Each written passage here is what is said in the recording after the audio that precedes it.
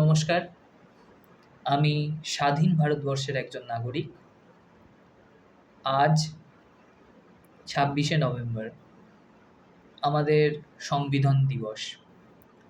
তো এই সংবিধান দিবসের গুরুত্বটা ছোট করে যদি বলি, তাহলে হচ্ছে ১৯৪৯ সালে আমাদের ভারতবর্ষ স্বাধীন হওয়া ১৯৪৭ সাল এবং তারপরে অন্তর্বর্তীকালীন সরকার চলছিল। তারপর ১৯৪৯ সালে আমাদের সংবিধান লেখার কাজ কিন্তু তখনও শেষ হয়নি।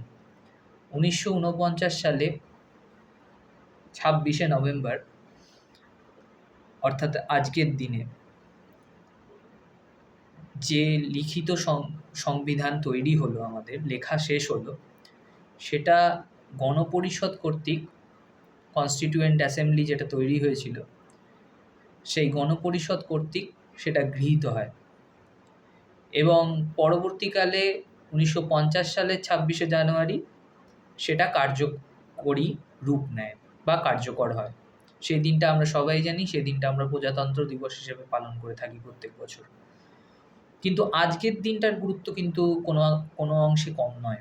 কেননা আজকের দিনেই এই যে সংবিধান, সেটার কাজ ড্রাফট রেডি হওয়ার পর সেটা আমাদের গণপরিষদ যেটা তৈরি হয়েছিল, যারা সংবিধান তৈরির কাজটা দেখছিল মূলত, শেষ পর্যন্ত আমাদের গণপরিষদ কর্তৃক সংবিধান কিন্তু গৃহীত হলো এই ২৬শে নভেম্বর ১৯৪৯।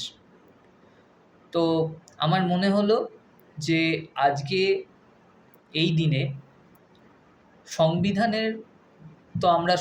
তো অনেক বড়, আমরা জানি প্রায় ৩৯৬টা ধারা রয়েছে, সেখানে অনেক কিছু বিবরণ রয়েছে।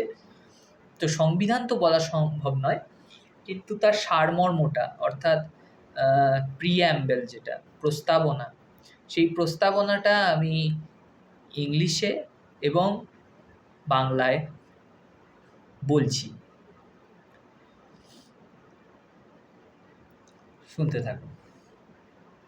We, the people of India, having solemnly resolved to constitute India into a sovereign, socialist, secular, democratic republic, and to secure to all its citizens justice, social, economic, and political, liberty of thought, expression, belief, faith, and worship, equality of status and of opportunity, and to promote among them all fraternity, assuring the dignity of the individual and the unity and integrity of the nation.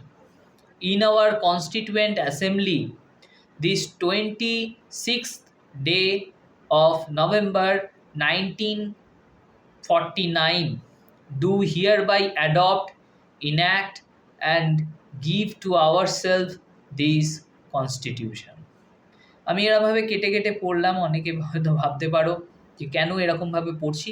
তার কারণ হচ্ছে এটা এমন একটা documented file, যে documented ফাইলটা কিন্তু খুব সেন্সিটিভ। আমি যদি কোনো একটা কথাও ভুল বলি, তাহলে এটা সংবিধানকে অপমান করাই হয়ে যাবে উল্টে। তো তাই জন্য আমি প্রস্তাবনাটা খুব ধীরে ধীরে ধীরে ধীরে পড়লাম এবং এইটা আমি নিলাম লেজিসলেটিভ ডিপার্টমেন্ট, আমাদের ইন্ডিয়া গভর্নমেন্ট অফ ইন্ডিয়ার ওয়েবসাইট থেকে। তো বাংলাটা ওই ডিপার্টমেন্টের ওয়েবসাইটেই তোমরা পেয়ে যাবে। বাংলা যে তর্জমাটা তখন করা হয়েছে লেজিসলেটিভ অ্যাসেম্বলিতে, সেটা সাধু ভাষা ব্যবহার করা হয়েছে, কিন্তু পরবর্তীকালে চলিত যে ভাষা, মান্য চলিত ভাষাতেও কনভার্ট করে, যেটা আমরা প্রত্যেক বইয়ের শুরুতে পেয়ে থাকি। আমাদের প্রত্যেকটা বইয়ের শুরুতেই সংবিধানের প্রস্তাবনাটা থাকে। তো সেইখান থেকেই আমি পাঠ করছি। আমরা ভারতের জনগণ সত্যনিষ্ঠার সঙ্গে সংকল্প করে ভারতকে একটি সার্বভৌম, সমাজতান্ত্রিক, ধর্মনিরপেক্ষ, গণতান্ত্রিক সাধারণতন্ত্র রূপে গড়ে তুলতে এবং এর সব নাগরিক যাতে সামাজিক, অর্থনৈতিক ও রাজনৈতিক ন্যায় বিচার, চিন্তা, মত প্রকাশ, বিশ্বাস, ধর্ম ও উপাসনার স্বাধীনতা, মর্যাদা ও সুযোগ সুবিধার ক্ষেত্রে সাম্য ভোগ করতে পারে এবং তাদের সকলের মধ্যে ব্যক্তির মর্যাদা ও জাতির ঐক্য ও সংহতি এর নিশ্চয়তা সাধন করার উদ্দেশ্যে ভ্রাতৃত্ববোধ এর প্রসারকল্পে আজ 1949 সালের 26শে নভেম্বর আমাদের গণপরিষদে এই সংবিধান গ্রহণ ও বিধিবদ্ধ করছি এবং নিজেদের অর্পণ করছি। এখানেও দেখো, আমি ইংরাজিটা বললাম এবং বাংলাটা বললাম, সেই প্রস্তাবনাতেই এই ডেটটা একদম স্বর্ণাক্ষরে উজ্জ্বলভাবে লেখা রয়েছে যে 1949 সালের 26শে নভেম্বর। আর কয়েকগুলো কথা না বললেই নয় সংবিধান নিয়ে যখন কথা বলছি। তো এই যে প্রস্তাবনার কনসেপ্টটা বিভিন্ন আমাদের, যদি তোমরা সংবিধান নিয়ে একটু পড়াশোনা করো তাহলে জানতে পারবে যে সংবিধানের বিভিন্ন জিনিসগুলো, যেমন মৌলিক অধিকার, মৌলিক কর্তব্য, প্রত্যেকটা জিনিস কিন্তু বিভিন্ন বড় বড় যারা আগে স্বাধীনতা লাভ করেছে সেই সব দেশের অনেক সংবিধানের অনুকরণে নেওয়া হয়েছে। ঠিক সেরকমভাবে এই যে প্রিঅ্যাম্বেল মানে সারমর্ম, এর যে কনসেপ্টটা, ধারণাটা, এটা কোন কনস্টিটিউশন থেকে নেওয়া হয়েছে? 1787 সালে প্রণীত হয়েছিল মার্কিন যুক্তরাষ্ট্রের সংবিধান। তার অনুকরণে প্রস্তাবনার এই যে ধারণাটা, সেটা কিন্তু ভারতীয় সংবিধান গ্রহণ করেছিল। আচ্ছা, আর একটা জিনিস না বললেই নয়, সেটা হচ্ছে ভারতের যে মূল সংবিধান তাতে কিন্তু এই যে সোশ্যালিস্ট, ইন্টিগ্রিটি এবং সেকুলার অর্থাৎ সমাজতন্ত্র, ধর্মনিরপেক্ষতা এবং সংহতি এই শব্দগুলো কিন্তু ছিল না।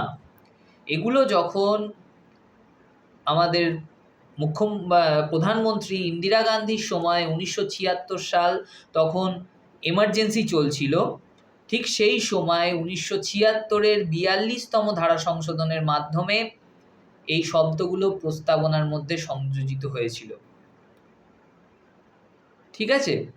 তো এই যে কথাগুলো, মানে এই কথাগুলো আমার মনে হলো যে প্রস্তাবনা যখন আমি বলছি, তা প্রস্তাবনার খুঁটিনাটি এই জিনিসগুলো আমাদের কিন্তু জেনে রাখা উচিত, তাই জন্য বললাম। ধন্যবাদ। আর ভিডিওটা প্রশস্ত করব না। সকলকে শুভ সংবিধান দিবস।